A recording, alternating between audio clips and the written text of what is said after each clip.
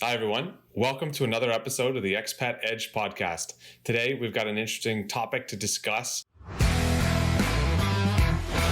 Welcome to the Expat Edge with Marcus and Matt, where we answer your questions about becoming an expat to help you thrive abroad.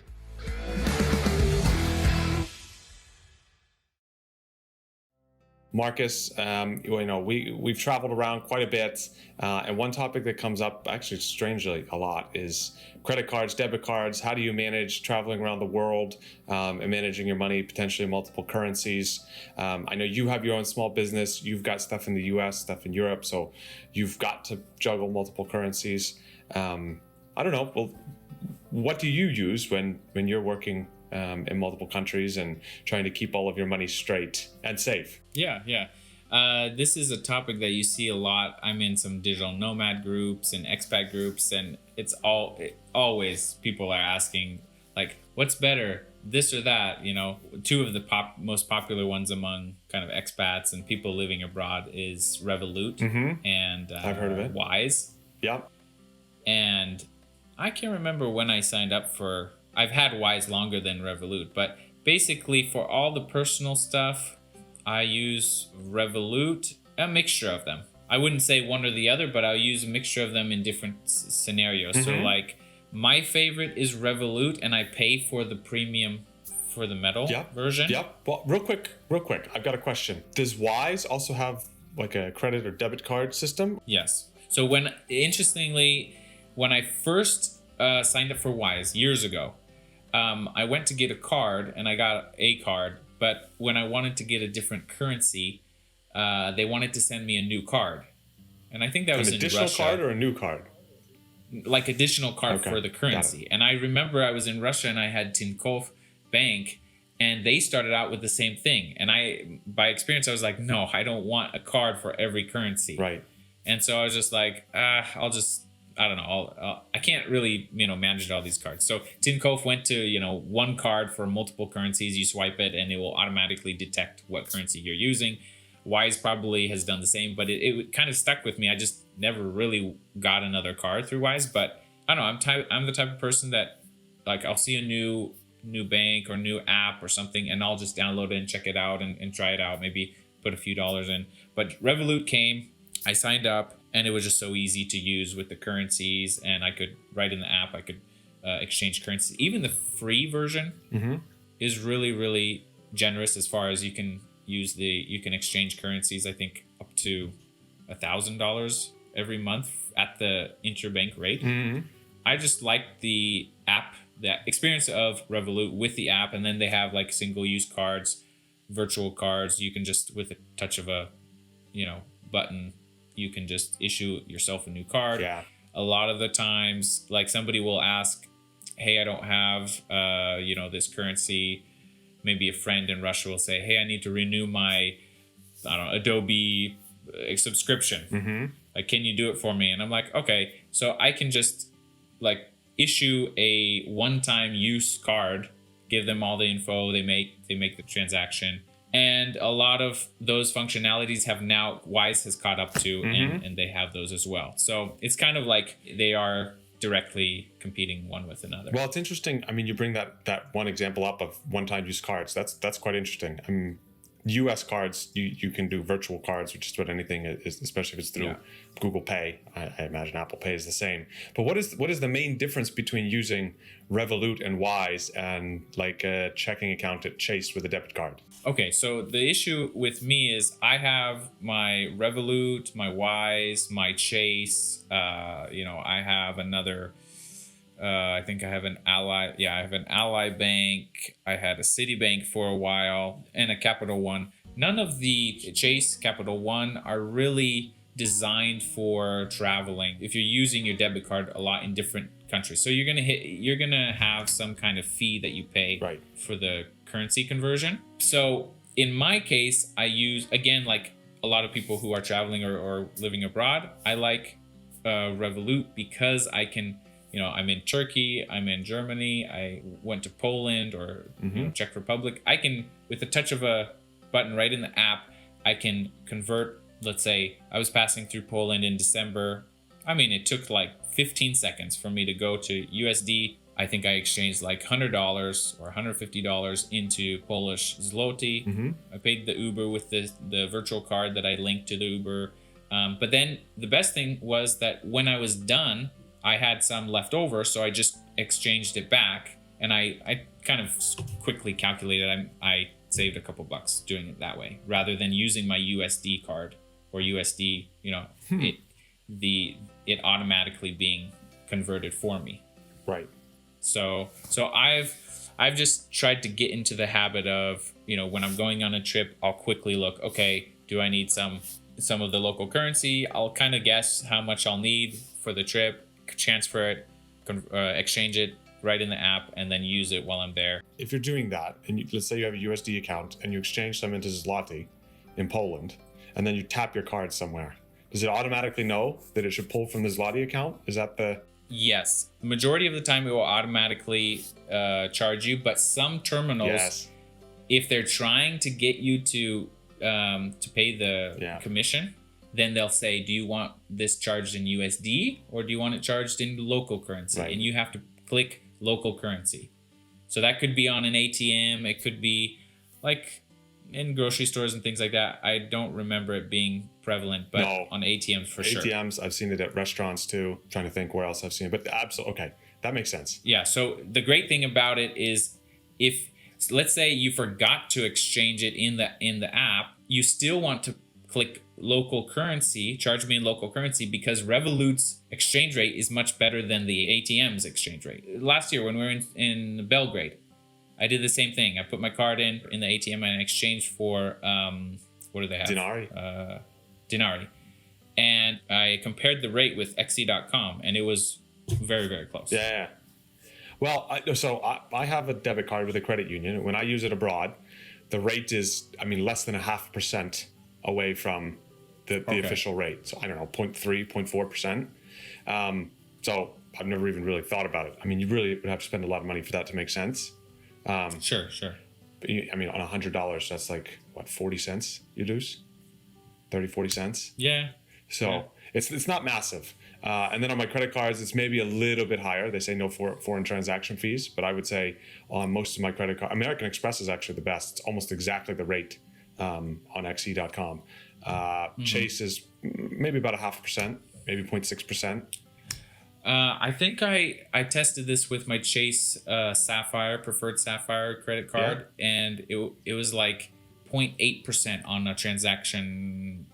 Where was I going Greece, through? Maybe? I was going through France or something, and I was like, it was $100 or 100 euros, and I wanted to see compare. Yeah. But I remember it was a little bit less than 1%. They say no foreign transaction fees, so they mean like we're not going to charge you extra, but their rate is set by them. Right.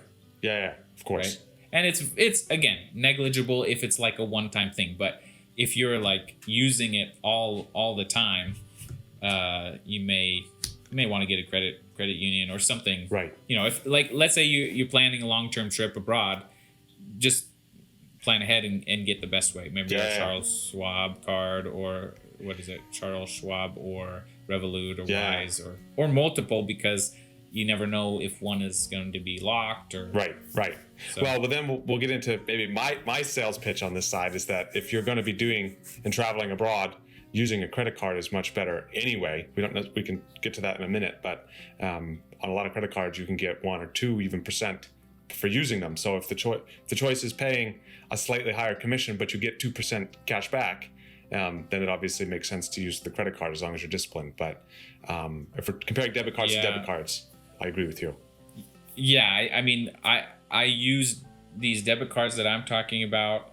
So I never use almost never use my Chase debit card while I'm in Europe. Oh, I've never used mine. It gives you a horrible rate and there's fees. Yeah. So I'll use Revolut. But another thing about Revolut that's great is that I issued a secondary card and even a third card, and I give that to my wife, for example, and she's like, I just remember she went to Turkey with our youngest, our son, for like 2 weeks, and I was staying here because my older girls had school. And I was like, okay, you go with Harvey to Turkey for 2 weeks. And I just went into the app. She's like, hey, I need, money for the week or whatever. I went into the app, converted it, and she's just sitting there using the card that's linked to my account. So you could potentially, have multiple people use it. Technically, it says my name on the card. So if somebody asks, then, they're like, where's your ID? Yeah. But another thing I've done is I've issued my kids a card as well. So, and I put like a limit on there so that they can use it. So it's really powerful if you need it for multiple things. Like if you need it just for one thing, maybe it's not the best thing. But if you are using multiple features, it's really great. I think really, I brought up credit cards, but you can't really get cash with credit cards. Maybe you can, but you've got to pay this cash advance fee. But if you need cash when you're abroad, I always have, like I said, my credit union debit card because I know I can pull money out of the ATM and there's not going to be a fee associated with it. Sometimes there's a fee charged by the ATM. But as long as it's done right, my credit union will actually refund that fee. Whereas if you do, the credit cards, you can't even get money out without paying a crazy fee right up front. Right. A lot of people need, or some countries you have to have cash to do a lot of things. Some countries you don't ever need cash. So I think it depends on where you live and where you're going, whether you need to. So that's an interesting point because, when you go to the market, you want cash, right? Yeah. But in Turkey, you can go to these little kiosks and kebab places, and obviously big stores and restaurants. You can pay everywhere with your card. Mm-hmm. But even in Germany, like people will want only cash.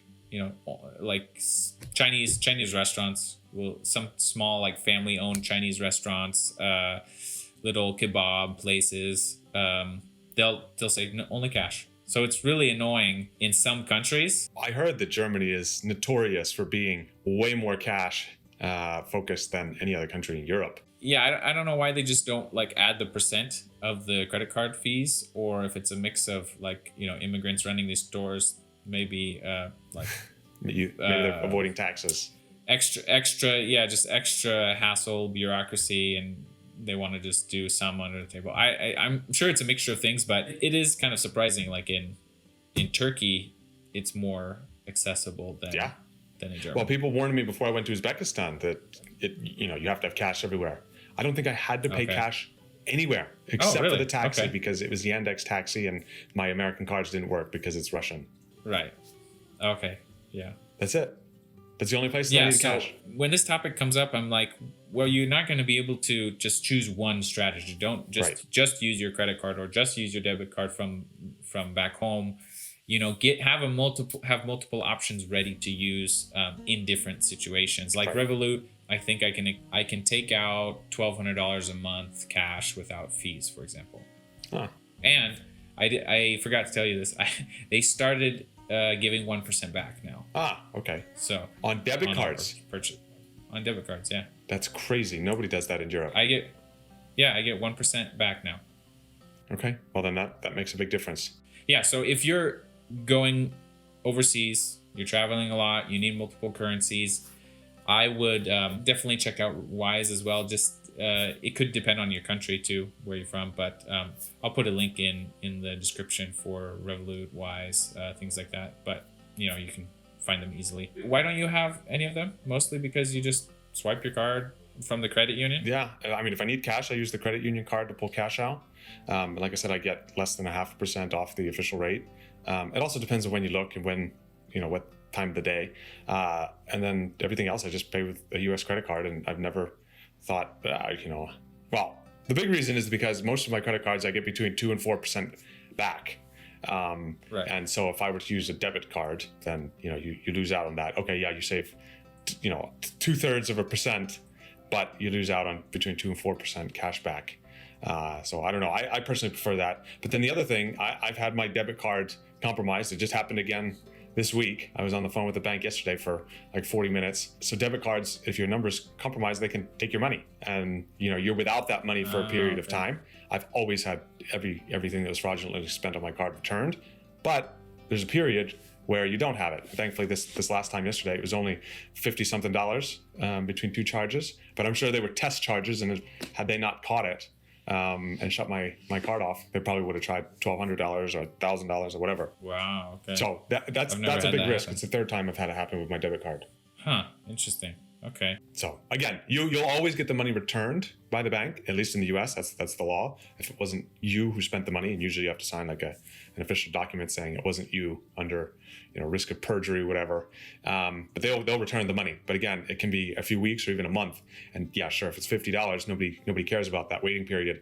But imagine if someone takes $3,000 or $4,000 or $5,000 out of your account on your debit card, and now that's gone for a month while they do the investigation. Yeah. There's not much you can do. Especially if you're abroad, right? And you're trying to turn your card off, and so yeah, I just wouldn't want to deal with that. So my personal philosophy is now if I was living abroad, maybe my philosophy would be different. But right now I'm not living abroad, so if I'm just traveling for 2 weeks, I just will pay the 0.5% or 0.4% fee to use my credit cards for that peace of mind. If you think you spend, I don't know, $2,000 in a few weeks, yeah, that's fair. That's like, I don't know, $15, $20 in additional fees. Like I'm losing on the spread. Yeah, what you get back if you're actually using those, taking advantage of the. Well, I didn't even get to that point. I was just making the point that I would rather have the peace of mind that nothing can go wrong with my debit card by using the credit card, even if that costs me, I don't know, it's going to cost what, $10 or $15 in spread versus Revolut.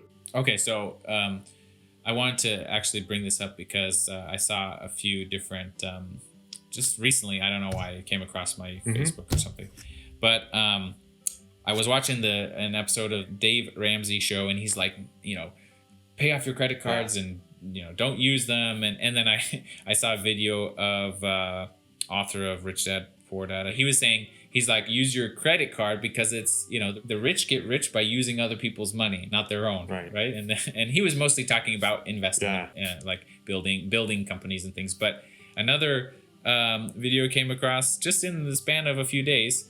It was Frank Abagnale from that movie Catch Me If You Can, and he was like, think about it, if you're using a credit card, you're using somebody else's money, you have 30 days to pay it off without penalty, and you're building your credit at the same time, right? So it's funny because you have these personalities, well-known personalities, they're kind of coming at it from different directions, why you should use a credit card, why you shouldn't use a credit card. But I tend to agree with Dave Ramsey, actually, that most people probably should not be using we're talking right now about using credit cards exclusively for travel to give you peace of mind. Exactly. Right. Yeah. We're definitely not advocating that you should go out and overspend, use credit cards in your daily life. I personally do that, and I've honestly had lots of success using credit cards and taking really awesome trips, to be quite frank, for practically nothing, or at least less than it costs to fly economy, flying business around the world. So I'm a big proponent of it, and staying in incredibly nice hotels, literally for free. So I'm a proponent of it, but you need to be very disciplined, and a lot of people are not. And I think Dave Ramsey, his message is to the average person, and the average person with the average income does not have the, let's say, wiggle room in their salary per month to accidentally overspend by, I don't know, $300. If you make $60,000 and you have a family and you overspend by $300 trying to get travel rewards, then you've already lost. Sure. So it really depends on your personal situation. I've given lots of reasons why you should probably have Revolut, Wise, or something similar. Let's kind of talk more in more detail why you would need, in what scenarios you would need a credit card. You mentioned a very good one where if your credit card is spoofed or stolen or whatever, and it's used for purchases, it's actually not your funds that are coming out of your bank account, right? Honestly, when I'm traveling, that gives me huge peace of mind knowing that if something goes wrong, I don't have to worry about it. I just call the bank, tell them to cancel the card, and the charges weren't mine, and they'll send a new card to my house that will be there when I get there, and I'll use. You should probably always have 2 cards. I always take 2 debit cards and 2 credit cards because you never know. Yeah. The other scenario that I found myself in last year, I started renting camper vans here in Europe, and they take an 800. Well, anytime you rent a vehicle, but they were taking an 800 euro deposit, and I gave them my debit card, and I did the first few, and I was just like, man, I would like to spend that money while I'm on my trip. And then I got a new credit card when I was in the US in the summer. And then ever since then, it's just like so much easier because you have that 30 days to, well, just the rental car fees, they'll reserve the fee. And then when you give it back, you don't pay anything. Right.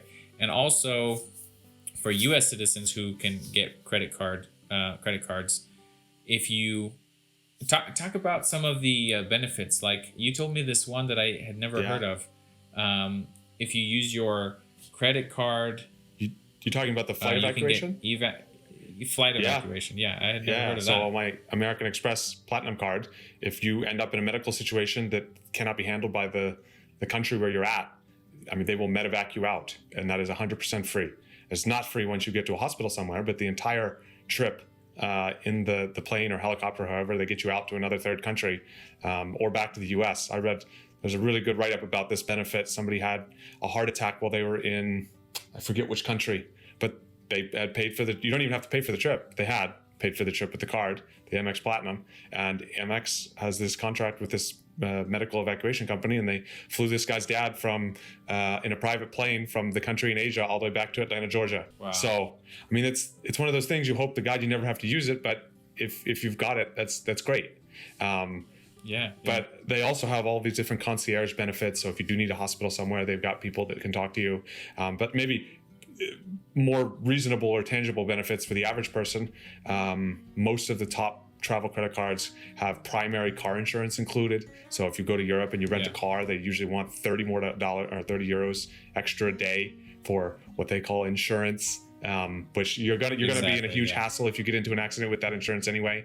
But if I've gotten into an accident once with the credit card, the rental agency wanted $1,000 from me up front, which I had to front because that was the deductible. Yes. But then 2 months later, I just figured I'd never get that back, and they would just, the car insurance on the card would cover everything else. No, I got it 2 months later. I got a check in the mail for the $1,000 deposit or deductible that I had to pay. I was in the same situation. When was that? 10 years ago or so. I used my Visa to rent a car from Munich, I believe, and we drove down to Neuschwanstein Castle, and we were just driving down the highway. A rock chipped the windshield. I get there, and I'm like, and he wrote, they wrote a couple days later, I got an email saying it would be, I'm thinking like, okay, a couple €100. It was like €600. I'm like, what? This is just like the lowest, class of a car that I rented. But Visa refunded me, I think, within 2 or 3 months. Yeah. I mean, I paid out of pocket because that was, I didn't take the rental car's insurance, but I did get that refunded by Visa. Yep. So these are intangible benefits that I think when you're traveling are, super worth it. And a lot of the cards that have these types of benefits also have things like hotel status or car rental status. And these make it much, much easier to travel, my personal perspective. And then they also help you earn points that you can use towards, flights and hotels.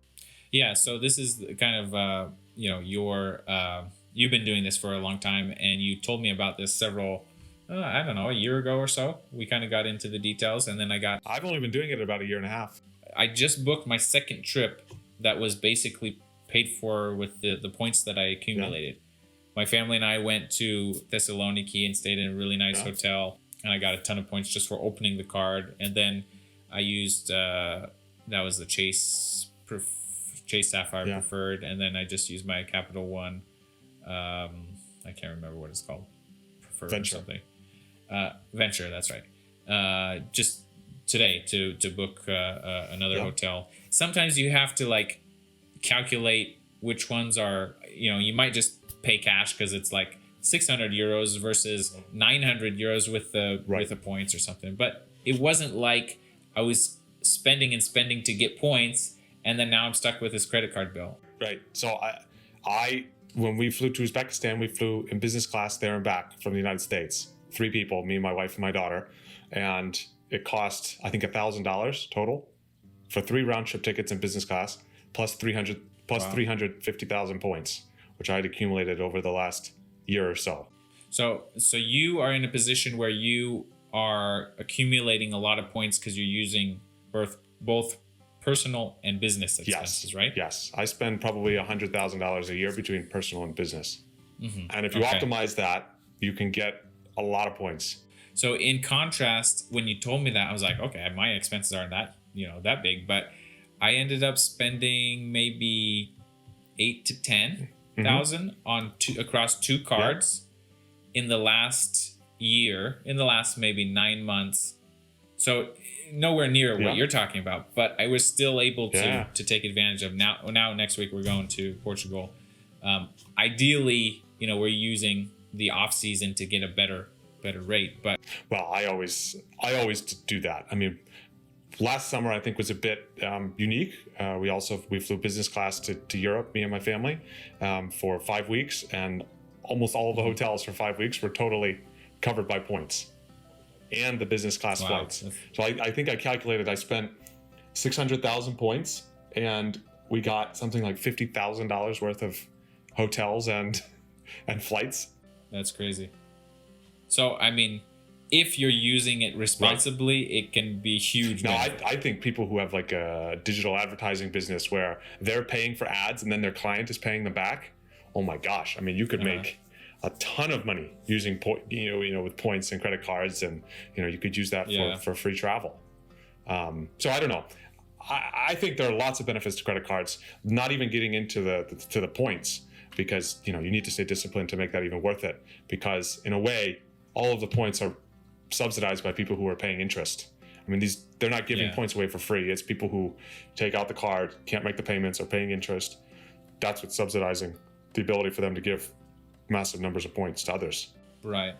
Yeah. So you really have to be on top of that and not miss those payments. If if you're not going to be self-disciplined and organized, then just don't even start.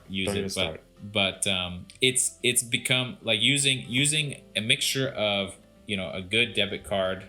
Like I use Revolut, and then I use Chase Sapphire Preferred or Capital One Venture, and I use them depending on the situation. If I'm renting a car, just like today, I finished booking my stuff. I put the rental car on the credit card because I want the extra coverage.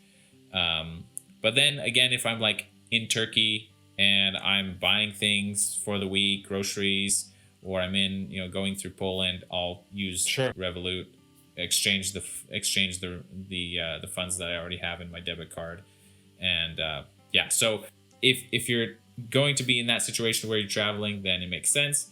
If not, then if you're just sitting in one place and you're not using it. One benefit that you mentioned before, and this was when we met in Belgrade. I can't remember what card it was, but you used it to get us into the business lounge at the airport. We left like really early. You were headed I can't remember, Frankfurt. Yeah, you were going to Frankfurt. I was going to Cologne. You were headed back to Texas, and it was really early in the morning. We just kind of raced out, and I was like, man, I didn't eat breakfast. And you're like, oh, we'll just eat at the business lounge. I walked in that lounge. I was like, this is awesome. Right. Yeah. So I was like, if you're already paying for the card and using it, then use it to the fullest. Right. Most of these cards pay for themselves just by using the basic benefits. All the Amex cards also have protection. Like if you buy a pair of headphones and you lose it in the first 90 days, if you lose it, they will literally send you a new pair. Wow. So there's all kinds of insurances like that. Or if the merchant changes the price drastically, they'll refund you the difference if the merchant won't. Wow. Yeah. Okay. So you really have to look into all of these different protections. That reminds me of what's that? I saw this video, or I saw her videos. Like some girls like, I read the fine print, so you don't have to. Some Erica. kind of lawyer. Erica. That's what it was. So that's exactly what came into my mind. Read the fine print, know all the benefits, and if it matches your lifestyle and what you'll be doing, then certainly take advantage of it. Well, I think if you're traveling even just once a year, you should have some sort of credit card. Don't use it if you're not responsible, but when you're traveling, it's always good to have because you never know what will come up. Mm-hmm. Yeah. One thing that we haven't talked about, and I wanted to bring this up and kind of get your take. I don't know if you have any experience with it either, but like I said earlier, I'm very if something new comes out, especially like a new app or something, I will download it and test it, and just out of curiosity. I'm just that type of person, out of curiosity. And so I have several like crypto bank accounts. So like WireX is a popular one, crypto.com. You can get bank cards linked to your crypto accounts. And this is like if people are paying you for services in cryptocurrency, or if you're just investing, you buy, I don't know, a couple $100 worth of cryptocurrency, and you see, it goes up, and you're like, well, I can just use my card and use the funds. I don't have to, exchange it or anything. So have you gotten into that at all? I have not been the biggest, fan is not the right word, because I have nothing against crypto. I just have not gotten into it at all whatsoever. I was at $5,000 or so into crypto 2 years ago. Basically, it went down to $1,000, and it was a diversified group of coins. It was Bitcoin, Ethereum, all of the big ones, and then a bunch of kind of smaller ones. I wrote it all the way down to 1,000, and then it went back up to like 5,200, and I just sold it all. And I'm like, I'm done with that. That's not. I'll put this in a retirement account. I'm not messing around with this. It's it can be funny or fun, but I just have no real interest in it personally. But I have nothing against people who do. But that's really because I just don't have the free time to follow it. Yeah, I would say, if you're not going to spend your time, like trading, don't touch all the coins, the volatile coins. Well, I would say no. I studied finance. Nobody should get into trading. Trading is a terrible idea. It is 100% gambling. No one knows what the future is for a coin. Yeah. So if you want to buy crypto, I'm totally fine with that, and I would even recommend people do to some degree. But you buy and you hold. You're never going to long term make money buying and selling during 1 day or 2 days or a week. Nobody makes money that way. It's a lot of it's a lot of speculation. And so what I'm most interested in when I have I'll have a stable coin like USDT or USDC, so it's pegged to the dollar, but I'll have something like that where I can use the card. I did this last year. I can't remember. I was using a bank card for gas or something, and I forgot to, whether it was my Revolut or my German N26 card, I forgot to put, transfer euros on it. And I was like, I have this crypto card that I use. And it was like, somebody had paid me USDT a while ago for like a consultation or something. And I pulled it out, and it, processed the payment. I was like, okay, for certain situations, if you're being paid or you're let's say you bought some cryptocurrency and then you want to take it out of a volatile coin, you can just transfer it to USDT or something and hold it until you want to just use it. It's nice that it can be used just as a normal card. Right. It's very, very convenient because you don't have to exchange it and send it back to your bank and then use it from the card. It's instant. And it depends on, your country and your regulation, but it is worth looking into if you are potentially remitting funds to different currencies, because you on the weekends you can't really wire funds from your bank. But you could do that through cryptocurrency and things like that. So those topics are really what I wanted to highlight because you have more experience than me with credit cards and all the benefits. And I just really like the flexibility of Revolut and Wise, being able to kind of use it as you wish. If I lived abroad, I would absolutely use Revolut. Everybody I know who does has a Revolut account. Yeah, if you're going to travel, you got to look into those things, plan ahead so that you can definitely use one or the other or multiple while you're traveling. Yes, exactly. So if you've got any questions, let us know in the comments, and we'd love to answer or hear what you have to say about debit cards and credit cards while you're living abroad, living as a digital nomad, or traveling. We'll see you in another episode. This was the Expat Edge with Matt and Marcus. We hope you enjoyed the video. Visit theexpatedge.com for even more content that will help you thrive abroad. You can submit your ideas for video topics and sign up for free at theexpatedge.com. See you there.